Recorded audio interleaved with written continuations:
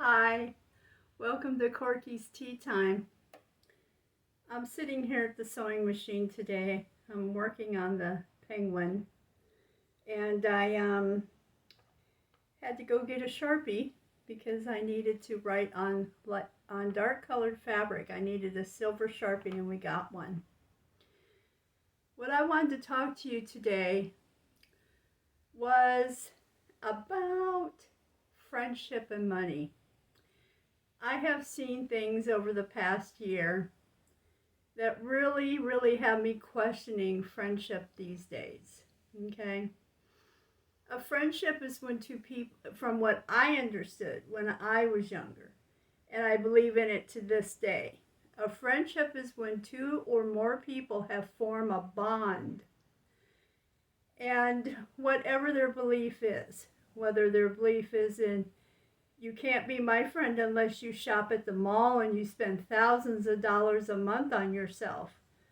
You know, you adorn your house, you adorn your children, you adorn your husband, but you have to adorn yourself primarily, you know. Or if you have two friends who just want to sit quietly over a cup of tea, one may talk about their cats, one may talk about their puppies. They have a common interest and they do fine. And then there are the friends who use you for your money. You can only be their friend if you've got money to spend on them. Your money is their money, okay? And one of the things that happened the other day was what triggered all this was I was out to a restaurant with my husband, and it's a long table, and so there were several seats down the way that were available. And so the waitress would sit people as they came in down this long table.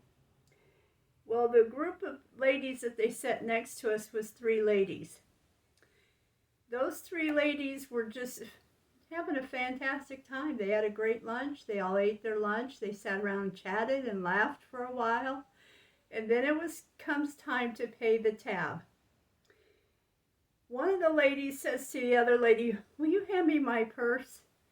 And earlier in their conversations, they had her pass around her purse and show everybody about her new purse. And it was one of those very expensive high-end purses, you know. And so she had her friend set the purse next to her. And it came time to pay their bill. And she goes, "Will you pass me my purse back?" And so the lady did. And she went through her purse and she goes, "I don't have my wallet with me. I must have left it in the car." Her friend sitting next to her says, "Oh, don't worry. I will pay your bill for you. You know, I'll pick up lunch today, you know." Well, the gal with the very high-end expensive purse not only had that purse, but she looked like she was fresh out of the mall. Her makeup, her lipstick, her jewelry, her hair, okay? You could tell that a couple hundred was spent on her hair alone. Her clothes were the latest fashion from the mall. And she was the one who needed her lunch paid for by someone else. And I thought, oh, had you not bought that purse, you would have had the money to pay for your own meal and possibly for the other two ladies at the table with you.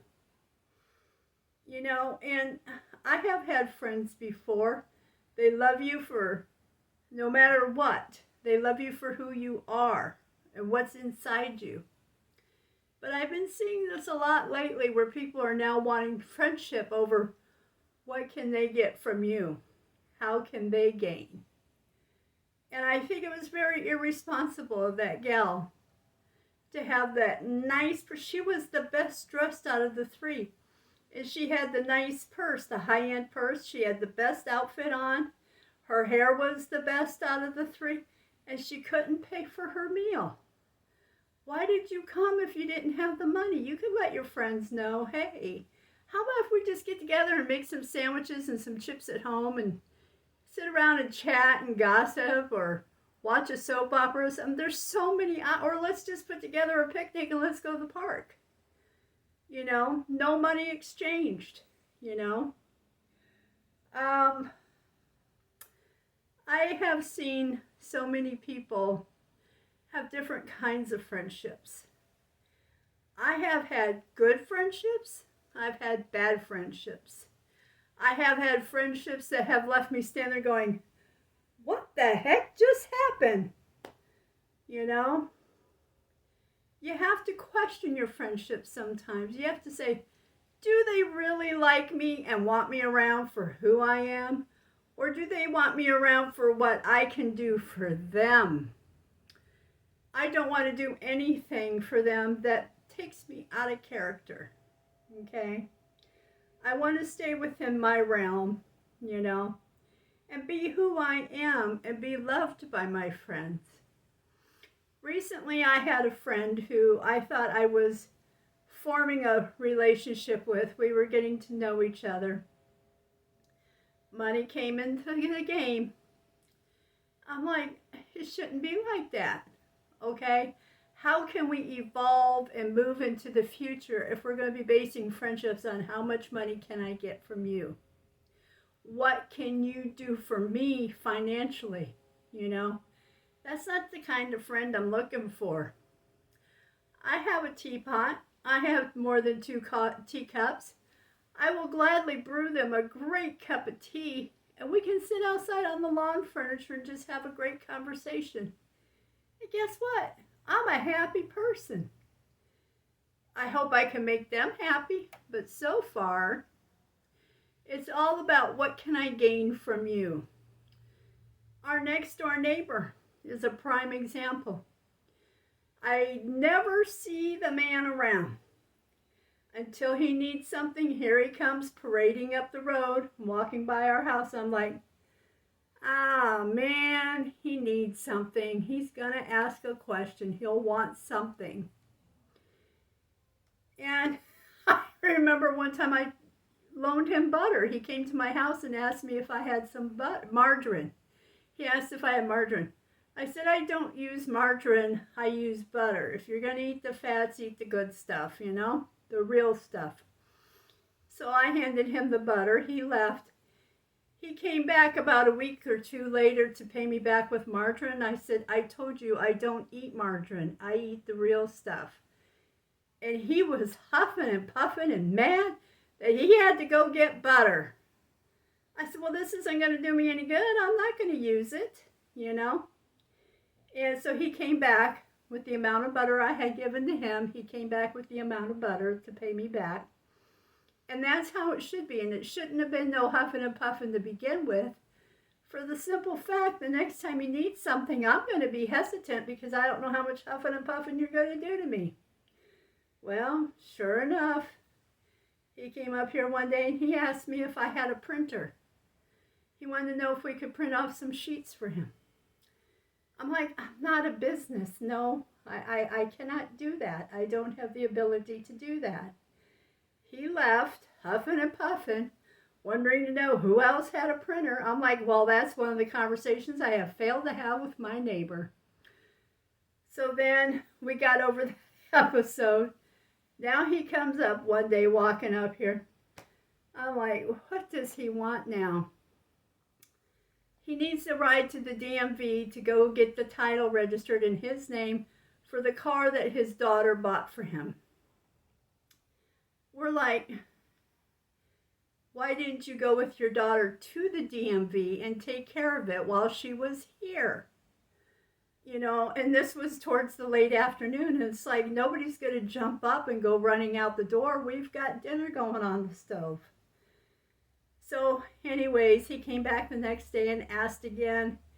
And it's like, with the price of fuel, we're doing combined runs. I said, you will just have to wait for one day when we head that way.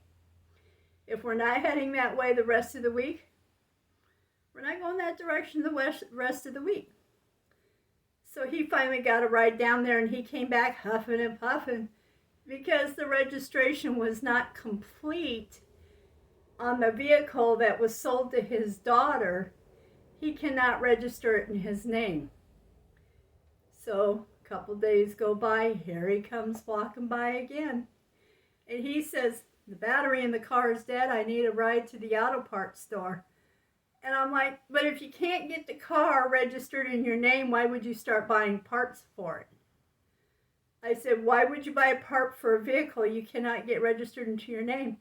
I told my husband, I said, is he going to go drive that car without it in his name and without it insured? I said, don't be a contributing factor, you know. Those things can come back and haunt you. So we get over that hump. Then he comes up here one day and he's walking by again.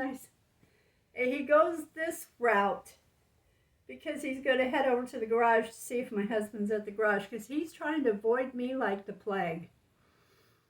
Because I don't put up with it at all. And he went to the garage. The husband wasn't there. And I'm like, what can we help you with, David? What do you need today? And he says to me, he says, I need a ride to the auto parts store. He goes, I need to go pick up a tool. And I said, you had a vehicle before this one. Do you not have a tool? And I said, if you don't have the tool you need, can you wait till the husband gets home? I sure am not going anywhere right now. So he goes on his merry way, huffing and puffing, and he sees the neighbor outside, and the neighbor gives him a ride. I'm like just so impatient, just can't wait when someone says I can't do it today, but I can do it tomorrow, you know. And so again, it's a one-sided relationship. It's a one-sided friendship. What can we do for him is the only time we ever see him. He lives right next door. He never comes over and says, how you guys doing? Just checking on you, making sure everything's okay over here. You know, nothing. Or, hi, today's a nice day, isn't it? Look at that sunshine. Look at that blue sky. Never do we see him for any of that. It is always about what can we do for him. Okay? Now, I know some people are going to say, well, you should give. Well, when's enough giving? This isn't an emergency. This isn't a necessity. It's a luxury, you know. It's a want. It's not a need. It's a want. Again, like I said, it's a one-way relationship. What can we do for him? And I will even let you know this. He will so much as walk by this way here, is that he will go to another neighbor's house, young mother, 2 newborn infants. He goes over to borrow money. And she loaned him the money. She gave him money. I said, did you just go over there and borrow money from that mother with those 2 babies? He said, I'll pay her back. I said, those 2 babies would probably need that money far more than you.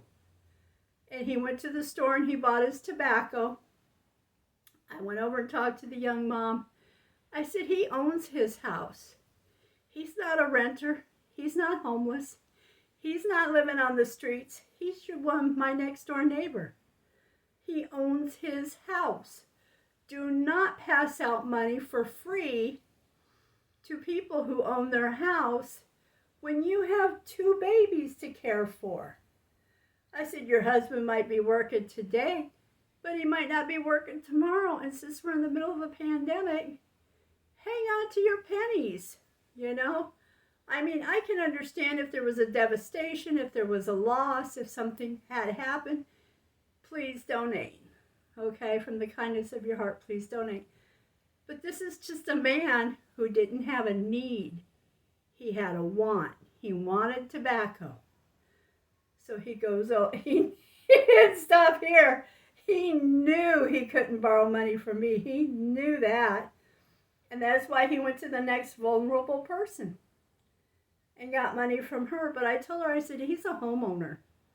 You don't give homeowners, you know, random money like that. I said, he's got family. He can call on his family and say, could I get a couple of bucks for tobacco? You know, and it's just seeing how friendships are going. One-sided. Relationships are a 2-way street. Give and take, give and take, give and take, give and take. It's supposed to be 50-50 equal. It's not supposed to be one person draining the other. I just, seeing some people that have had long-term relationships, long-term friendships for years, I am so happy for them. Very happy for them. I've had friends that have moved on. I have had friends that they didn't abandon the relationship, they just went somewhere else. No goodbye, no explanation, no nothing. They just go, you know. And it's nice that I guess I gave them that freedom to feel like they could just drift off and go, you know. And, you know, it's just like if you had a boyfriend or girlfriend, it's give and take. It's 50-50. It's equal here. You support each other. You know, it's not about one draining the other. And that's what I see happening in friendships nowadays. One is draining the other, you know. And that man who came up here all the time, the next door neighbor, he's not having wants, needs. Everything he wants is a want. He didn't need that part for his car because you don't even have it legal in your name yet. You don't need tobacco. You don't need to borrow the money from the neighbor next door that has 2 infants, you know. Just chill out with how you treat your friend, you know. If you're going to be nice to people, be nice, but be honest. Don't be fake, you know. And I wonder how the friendship is going today with that lady who had the high-end expensive purse. How is her relationships going with her girlfriends that paid for her lunch? Are they still friends? Are they just social and civilized to each other? Is there any intimate friendship where they can call on each other? Or do the other two call on each other but they leave that other one out?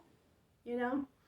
You have to think about how your friendships are going and make sure you're a good friend, you know? I had a friend who once, we were close, we were tight, we traveled together, we did things together, and then she abandoned. She just disappeared, abandoned ship. When I called her phone to talk to her, when I showed up at her door to talk to her, totally nothing, had no explanation, couldn't give me an answer, you know. And she picked up the phone and she would hear me talk, and when I knocked on her door, she answered her door and she listened to me talk. And she goes, I'm just moving on, you know, no explanation. She left. So I walked away going, what the heck happened?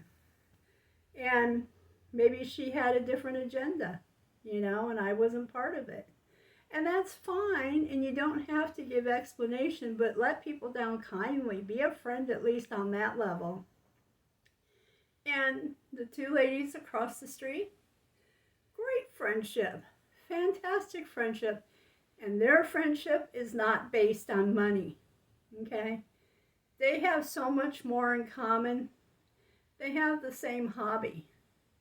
And that's where they bonded over, was the hobby. That's how they met each other. And they would go to the same place to do their hobby. And they just got to chit-chatting, and this friendship had formed, you know. There was a lady who lived down the street over there, in that direction. And I used to go over and see her. And she liked to putz around in her yard and work on her rose bushes or whatever plant she was working on that day. And I would just sit on the bench in front of her mobile home and just talk to her while she worked, you know. And that was our time together, you know. And when she was finished, she would go in the house to go have her coffee. To me, if I'm sitting outside, it's too warm for a cup of coffee, and I would head home. But that was our friendship, you know. And the community has changed where I live. And the people who live here now, the greater population, they do not socialize. They don't talk. They keep amongst themselves. They are from the same cloth. And so they have formed their own little community. And We're like outsiders, you know. They don't wave hi, they don't talk, they don't say, hey, what a beautiful day today, or geez, I wish this weather would warm up, or, you know, it's too rainy for me. Nothing, nothing of the kind.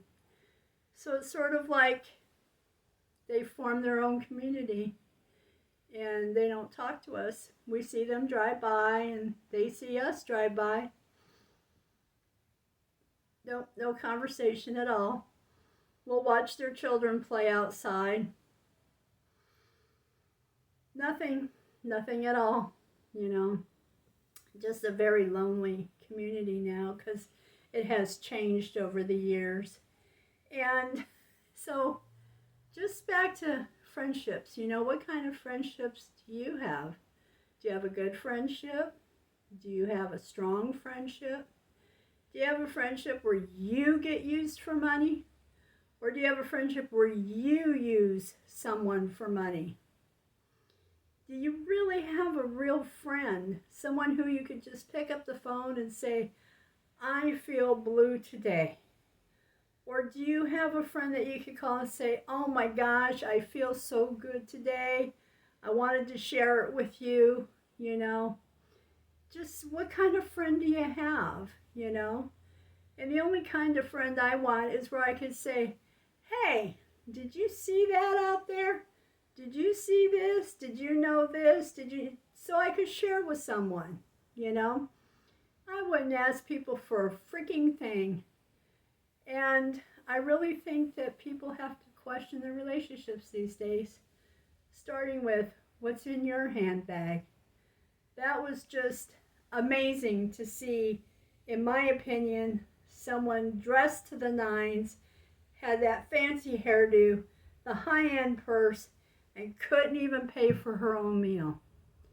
And I'm like, when she used the excuse for she left her wallet in the car, I was like, dressed like that, you know where your wallet is.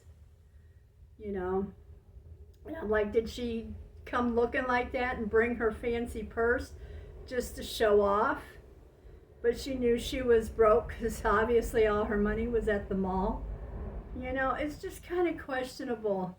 And I tread very lightly when I'm starting to make relationships with people and form relationships or friendships. Because like I said, the one that I was starting to form with someone,